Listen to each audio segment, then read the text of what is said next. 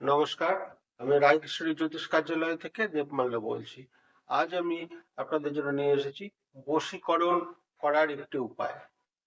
যদি আমাদের খুবই সমস্যা সৃষ্টি হয়, বিপদে পড়েন আপনি, আপনার এই কাজটি না করলেই হবে না, তবেই এই ক্রিয়াটি প্রয়োগ করবেন।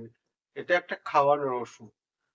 যদি আপনি মানে 100% বিপদে পড়েন, তবেই এই ক্রিয়াটি করবেন। আবার অনুরোধ করছি, খুব বিপদে পড়লে এই ক্রিয়াটি করবেন, না হলে করবেন না।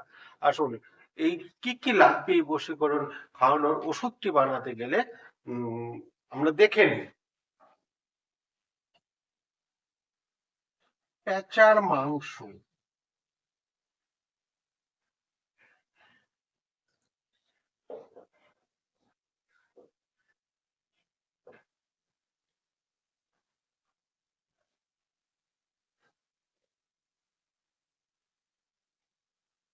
চন্দন,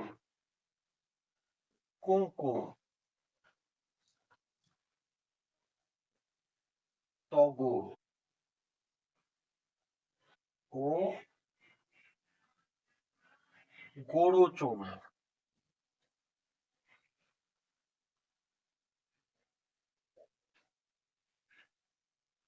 পেঁচার মাংস একটু হলেও লাগবে, চন্দন কাঠ আছে, সেই চন্দন কাঠ, আর কুমকুম, যে কপালে যে টিপ দেয় মেয়েরা, বা মায়ের পুজোতে যে যে কুমকুম দেয়, সেই কুমকুম ও তগর, এটা আপনি দশমা ভান্ডারে পেয়ে যাবেন।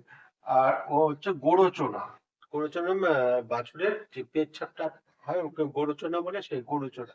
এই পাঁচটি জিনিস একত্রিত করে, পেষণ করে, পেষণ করবেন, করে ছোট ছোট দলা পাকিয়ে দেবেন, নিয়ে এটাকে ছায়াতে শুকিয়ে নেবেন। শুকিয়ে নিয়ে রেখে দিবেন। তারপরে আপনার যে কোনো দিন মনে হয় যে কাজটি যদি করতে হবে, সেই দিন আপনি এই জিনিসটি, যে কোনো জিনিসের মারফত আপনি খাওয়াতে, ভাত, ডাল, সবজি, মাংস, মাছ, মাংস, যে কোনো ভাবে খাওয়াতে হবে। উম, খাওয়ানোর পরে 7 থেকে 10 দিনের মধ্যেই সেই ব্যক্তি আপনার ভৃত্য হয়ে যাবে।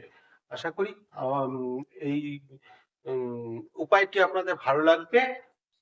যদি ভালো লাগে তাহলে আমাদেরকে কমেন্টস করে জানাবেন, বা ফোন করে জানাতে পারেন। আমাদের ফোন নাম্বার 9933182367।